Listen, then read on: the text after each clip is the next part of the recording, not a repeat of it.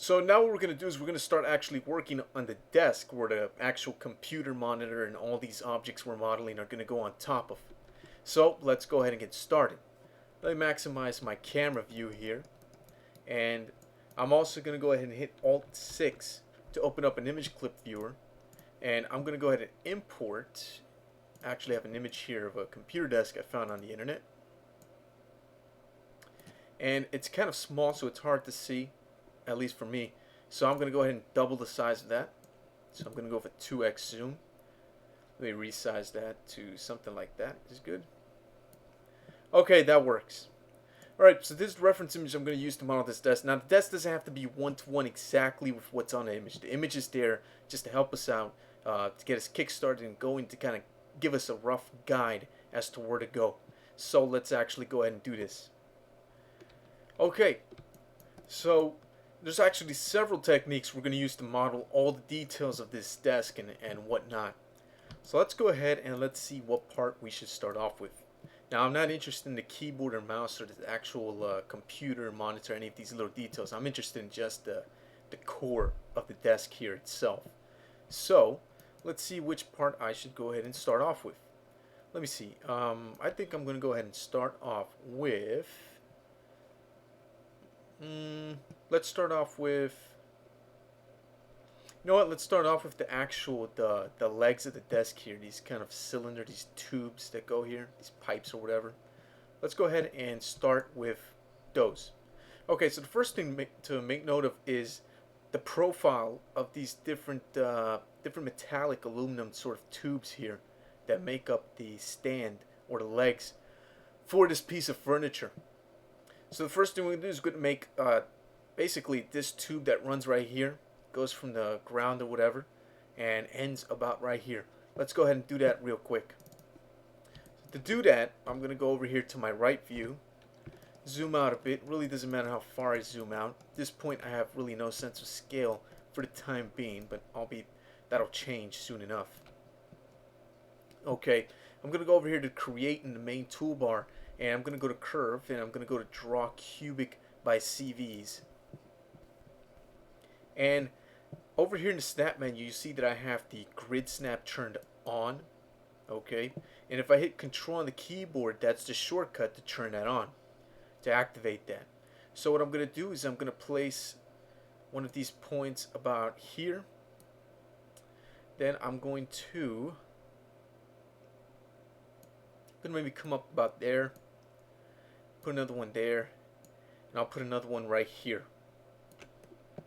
I'm going to right click, and I'm going to go to exit tool to end that curve right there. Okay, let me look at my reference here. Alright, that looks pretty close to what I want, but I want to actually make some changes. So I'll go T tag points, switch this over so that I can go ahead and start moving some of these points around. So I'll maybe move this out this way, take this and move it out this way like that. Okay, that's pretty good. Okay. Now what I'm going to do is pretty simple, to be honest with you. I'm going to go over here to primitive, and I'm going to go to polygon mesh and create a cylinder. Alright, now what I'm going to do is pretty simple here. I'm going to take, let me first of all I'll go to hidden line removal mode, and I'm going to turn my grid off for the moment by hitting G on the keyboard, and I'm going to go ahead and hit enter, and over here in this PPG for the create cylinder options here, I'm going to turn the V subdivisions and base subdivisions to 1 and 1. What I want is to use this top part right here to create a nice cylinder that goes from here all the way over here. Now it's very important when we started drawing the curve, remember that. So we started drawing the curve at this point and went to that point. So we're going to start doing the extrude from this point to go to the end. So the curve orientation or direction is very important. Let me go ahead and select this, and I'm going to increase the number of subdivisions to about 24 just to give us a nice high-res cylinder to work with here. I'm going to take all the top polygons right there, okay? And what I'm going to do is right-click, hit extract, and delete. This way it creates a totally new object for me. Now I'm going to freeze modeling here to basically clean up all of its construction history. And I'm going to hit COG to get it right in the middle. And now what I'm going to do is I want to snap it to the end of that curve, because that curve actually has a vertex right there that I can use, a point. Now to do that, I'm going to turn on this button here, which turns on point snapping. So now when I hold down Control, I can snap to that point right there. So all I have to do is go ahead and hover my mouse over that point, left click. And it's actually having a hard time doing that. So sometimes you might have to just grab this thing from the middle and just kind of just snap it there into place. It's actually pretty easy to do. Okay, now I'm just going to scale that object down. Something that pipe type of shape is going to have a shape something like this. So what I'll do is I'll go to Polygon mode, select all those polygons right there. Now I'm going to right click. I'm going to go to Extrude Along Curve, and XSI is going to ask me to go ahead and choose a curve. So with the left mouse button, I'll go ahead and choose that curve, and I'll go ahead and extrude that for me along the curve. Now by default you're going to get something like this, which is obviously totally wrong. But we can fix that with our options over here. Let me pin that down so it doesn't go anywhere. So I'm not really going to go over these options at the moment. It's really not that important. We're going to do this quite a few times. So to not waste too much time, let's go down here straight to subdivisions, and we can increase the number of subdivisions. Now that's not very efficient. A more efficient way of increasing the subdivisions is to increase the subdivisions per knot. So let's turn on this per knot parameter right here. And what it's going to do is, depending on where you have those control points of the curve, it's going to add more subdivisions in that area. Now this amount of subdivisions is not high enough, so we need to increase that. Let's try something like 20, and we can see it's still not high enough. I want it to have more subdivisions in this area over here. So we really don't have to worry too much. We can actually go with 10, believe it or not. And what I'm going to do is something a little bit different here. Let me close that. Watch how versatile this is. I can actually just go ahead and select that entire loop of edges right there, the Alt button, and then middle clicking an edge right there. I'm also going to do a Shift, select that one, and then Shift Alt, middle click that one to select that one right there. And I'll right click and I'll bevel those components, and I'll expand them out more. Let's try something like 4, and we'll give it some rounding. Let's actually try increasing that to 5, maybe 8. And 8 actually looks pretty good. Except right here we do end up with this kind of strange triangle sort of object right there. That's actually pretty easy to fix. I can fix that by changing the number of the actual distance here. But I don't want to do that. I want to leave it like this on purpose to show you another neat trick that we can use right here. I'm going to hit I on the keyboard to go to array casting mode for edges. I'm going to select this edge here, and then Alt and left click that edge to select all those edges right there. Then I'm going to hit Control and delete on the keyboard to collapse those edges right there. Okay, so now we have ourselves a pretty decently high res sort of pipe right here. And the only part I'm not liking is this one right here, that loop division right there. So I'm going to take that loop, I'm going to right click, I'm going to bevel it, maybe give it a more distance. Let's try something like 5, looks pretty decent. And that actually worked pretty good. We try giving it some rounding. Maybe one subdivision of rounding will do it good. So that's one way that we can do that. So now we have ourselves a pretty nice high-res pipe here that'll work. Now we can see that our pipe is a little bit longer than what's in the image. That's actually okay. We can keep that. However, we don't have to if we don't want to. So one thing that we can do is we can actually shorten that pipe up.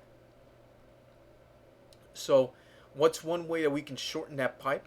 Well, there's a lot of ways we can shorten that pipe up. There's actually like 101 ways that you can do that. We can take the vertices over here and squash them down. We can take the whole object and scale it down or whatever.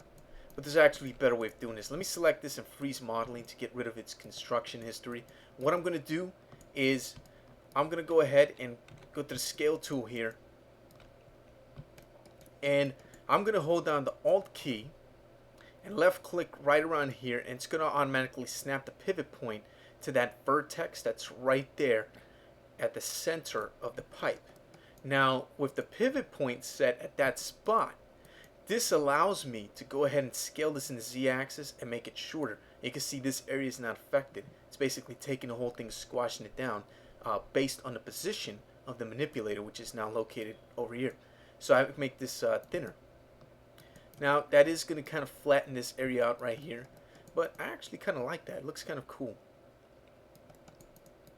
I'm going to keep that, and I'm going to go with that size right there. I think that size is perfectly fine. I'm going to delete this curve right there. We don't really need it anymore. Go to our side view. You see at this end of the pipe is based on the master or the world origin y-axis. Alright, so we got this part done right here. Now here's what I'm going to do. I'm going to go ahead and hit Y here, and I'm going to make sure all these polygons here are selected. I have them already selected. If you don't, go ahead and select them. And with those selected, hit delete on the keyboard to get rid of them. Now I'm doing that on purpose. Obviously, I'm going to do something here. What I'm going to do is I'm going to hold down Alt and right click on top of the pipe right there, and I'm going to go to Symmetrized Polygons to create a symmetrized version. By default though, it's going to actually throw that symmetrized version somewhere else. Well, we want to go ahead and symmetrize this based on the Z axis down here. So let's go ahead and switch that to Z, and there we go. Creates the other half for us automatically. And that's actually looking pretty good. I'm going to leave it like that. Now we need to create the other pipes that go up and down right here, that go from those legs all the way up to the top and connect to this sort of cylindrical sort of border pipe that goes around the top of the glass table here. So let's go ahead and do that. That's actually really easy. We don't even have to work with curves to get that done. Let's actually take this piece of cylinder that we still have left over. Let's flip them over this way, and let me actually look at that. And this actually ain't going to work too well. I'm going to go ahead and delete it. Let's just start off with a new one. Let's go to Polygon Mesh Primitives, and we're going to go to Cylinder. Let's go into a side view here. And I'm going to take this and snap it to the grid about right there. That's not too bad. I'm also going to knock the radius down. Oh, that's just beautiful. Okay, back. Alright, now we're going to go ahead and take another cylinder. We're also going to make this 24 subdivisions, which I think is pretty good. Let me go to a perspective view here. And what I'm going to do is we need a smaller radius, obviously, so let's knock the radius down even more. Let's look at this one. And they're close to being the same radius here, these two pipes. It's hard to really tell. I want one to be bigger than the other though, that way they don't clip too much. Actually go with something like this, or actually let me make this one. This one's gonna be bigger. Yeah, this one's gonna be bigger, so let's go for a radius of 0.25. Okay. Okay. Alright. Now I'm going to take the base subdivisions off. Don't need them. It's just wasted geometry, to be honest with you. Let me close that right there. Let me go back to a side view. And here's my center origin, this thick black line right there in the middle. I don't want to place it right there because we're going to need two pipes. As you can see, there's two of them that are side by side. So let's put this one, we'll put it maybe at 0.5, so it's in between there. Okay, and that'll actually work. And what I'm going to do is check out the bottom here. The bottom of it passes the horizontal, the perpendicular bar right there by a bit. So something like this I think will work. Actually, how we had it before looked pretty good. I mean, maybe I'll pull it up a little bit more like that. Yeah, whatever, it really doesn't matter. Okay, in terms of the height, it has to go higher, so I'm going to select the vertices up there. I'm going to pull them up, and I'm really eyeballing this, to be honest with you. I'm just looking at the heights, just getting comparisons of terms of from this point to about this point compared to this point of the perpendicular bar. It looks like this one's actually longer than this one. Well, of course, when you put them side by side, if you were to unfold the bended part here, this one will probably be longer. So I'm guessing that something like this actually looks pretty good. Actually, yeah, that does look pretty good. Let me see.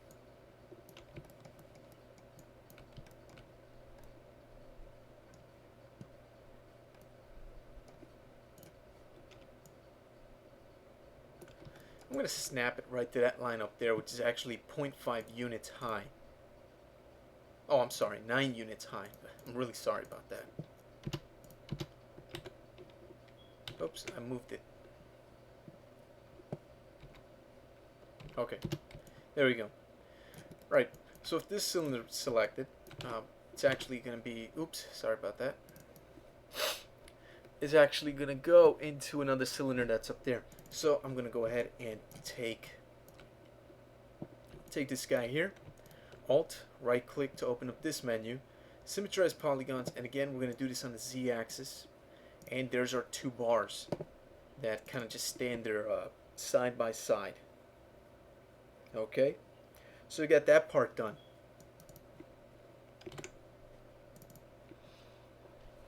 Okay, now what we have to do is the top cylinder. So let's actually go ahead and create that top cylinder. I'm going to go into the top view to be able to do this. Now, I'm going to do something a little bit different here. I'm going to take all these parts right here, and I'm going to move them. Let me turn off this vertex snapping or point snapping right there. And I'm going to go ahead and move all these objects to about, let me see. I need a good amount of width from here to here. It looks like the width is pretty much equal. Like if we took this whole part here of these bars and flipped them on their side, just dropped them to the floor, the top would probably reach around here. So it's a little bit longer than that. So let me go into my camera view here. I'm going to turn on my grid. Okay, there's my center line that I want to align this to. So if I was to say, for example, let's go ahead and turn this over on its side. I just made a duplicate and place it so that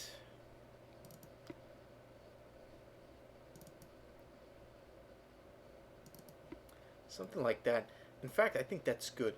I think that is really good right there. That's going to work. I'm going to delete those right there. And that kind of a width right there is actually going to work. So now what I'm going to do is take this guy right here. Actually, I'm going to take all these guys, freeze modeling on all that stuff. So I'm going to take this guy right here, Alt and right click, and I'm going to go to Symmetrize.